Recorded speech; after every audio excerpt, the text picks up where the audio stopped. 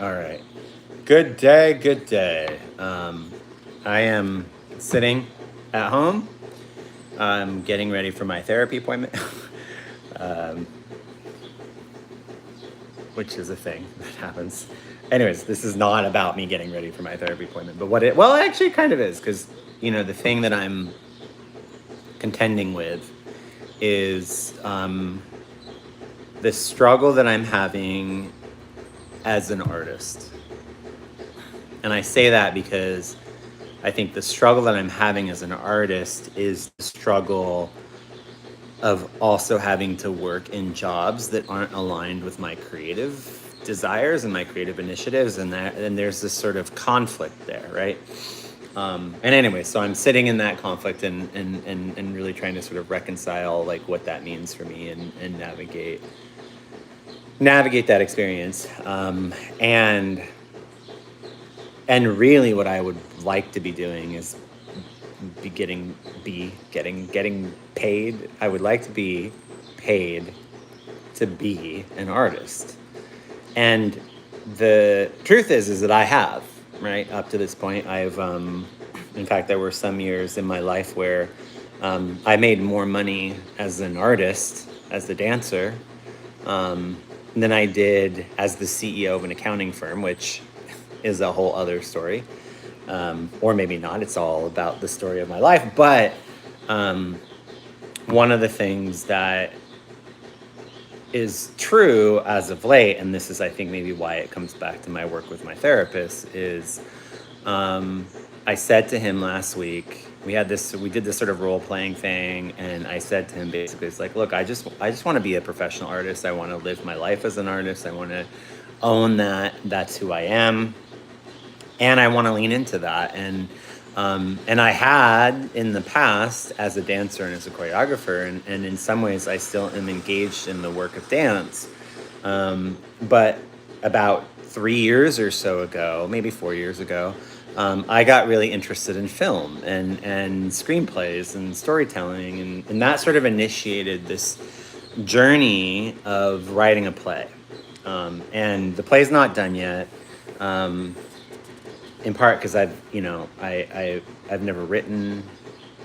never published finished a play before, and it wasn't my sort of initial training. I did end up hiring somebody for about a year and a half to help guide me through the first draft of a play, and we made some pretty significant progress.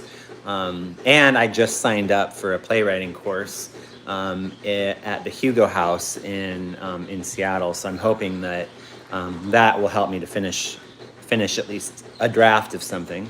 But nonetheless, I also signed up for an open mic tomorrow night and am looking inside of my work to share something. So I figured, you know what? I'm here.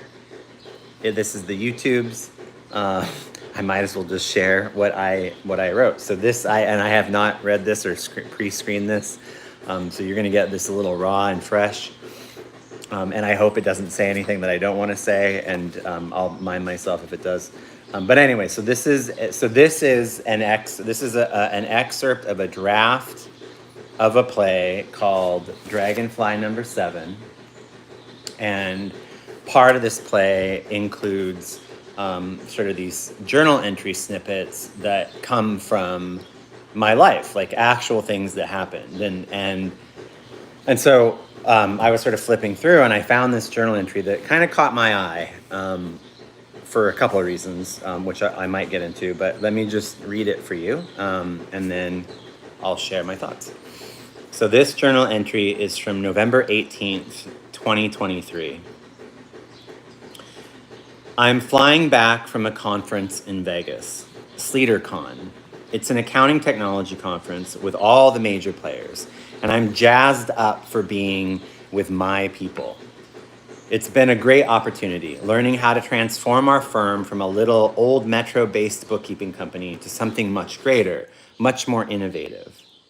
Last year was the first time I attended. I made such a splash with all my live event tweets and blogging that I got some serious attention. This year, they've given me the quote, Prolific Writer Community Award, and Doug Sleater, the guy who started the Sleater Group, even gave me a shout out from the main stage, talking about one of the articles that I published in their blog.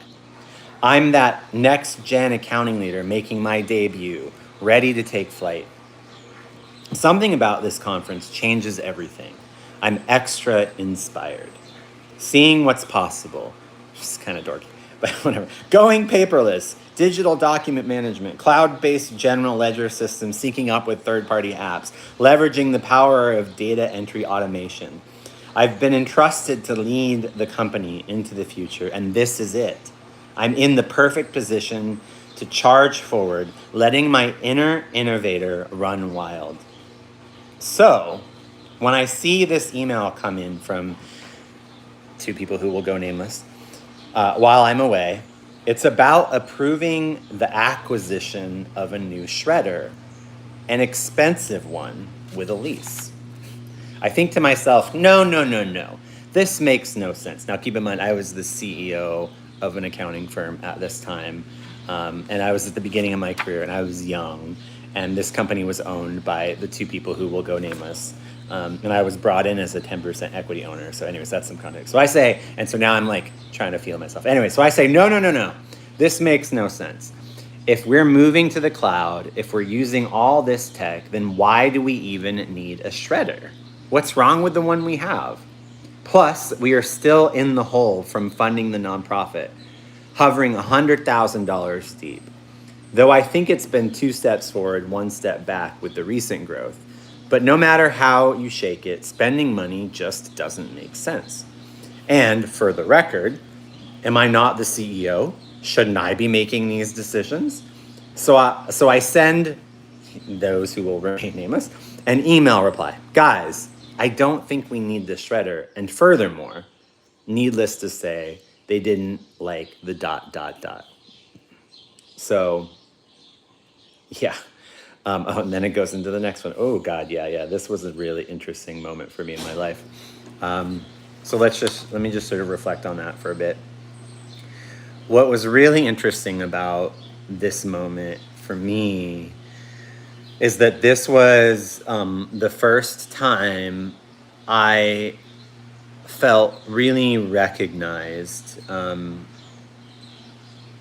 as a business person, as a creative person inside of business, and that's not to say that I didn't have moments like that leading up to this moment, but like I think what happened for me was going to this conference for the second year and feeling this like acceptance, right, and this appreciation of these thoughts that I had in my head about what was possible and how that could help business to transform, and that people like recognize that in me, and there's sort of this bit about technology too, and I've always been inspired and curious about technology, so the fact that like talking about the utilization of technology and bringing that into the fold, and then being able to like bring that to the table to like serve as this sort of business person was really inspiring for me, and it was sort of this moment where I think something really clicked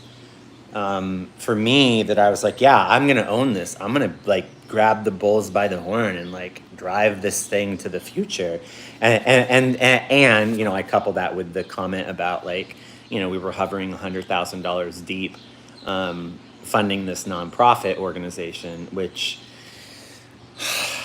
the truth is, and I don't know if that, I'm sure that was part of the equation, but at this point, this is November 18th, 2023.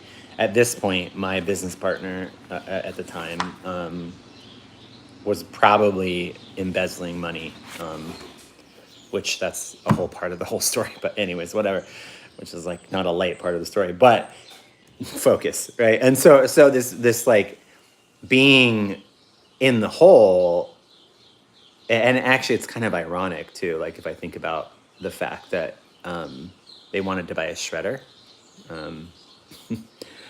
Anyways, whatever. Yeah,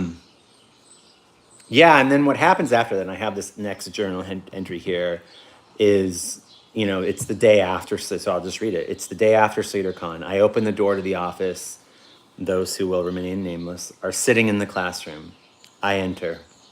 Even though we're, quote, an up and coming company, quote, one to look out for, we still have this long, heavy duty plastic table that sits in our classroom. Not some fancy mahogany number. It doubles as a meeting place with clients. Sure, it's not the image that we want to present, but it does the job. It's practical, cost conscientious, a bit of our scrappy upbringing making itself useful as we bootstrap our way to the top. I sit down opposite of them, on one of those metal folding chairs. The whiteboard is behind my back, where my former business partner and I do all our, quote, our best brainstorming and record our Mr. Debit and Mr. Credit YouTube videos. Usually this room is where the magic happens. Today, things feel different. There's something in the air. Our meeting starts when he asks, "What did you mean by this email?" I thought I was clear. So I make my point again, citing examples and talking about what is right for the company, the future of accounting, etc. They don't understand. They chalk it up to, quote, shiny object syndrome. Such and such thinks he knows more about technology than I do. So there's no way he is going to hear me out on that front. Though I can see my business partner sort of understands. Then we talk about the fact that in my email, I told them not to spend the money, not to allocate the resources to another shredder. This is where they draw the line. They don't like me telling them where and on what the company can and cannot spend money. Needless to say, they put me in my place. I am not happy. I'm in fact pissed. I'm so upset that I storm out of the office, walk home fuming, angry, and completely disheartened. I mean, at this point, I've given my life to this company, and I'm bringing in all this business, making progress, and now getting attention from the industry leaders. What the fuck? But I get the message.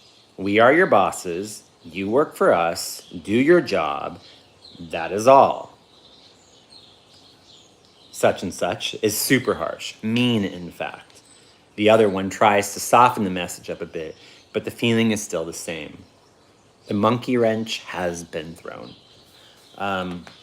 Yeah, that was like a really intense, traumatic moment in my career, because I go from that first entry of like feeling inspired, feeling excited, feeling motivated, feeling encouraged to change the world, to like take ownership of my leadership responsibilities and make the right choices, only to find out that the two people that I am working for are, and who I think I'm working with, but as it turns out, that's not the case,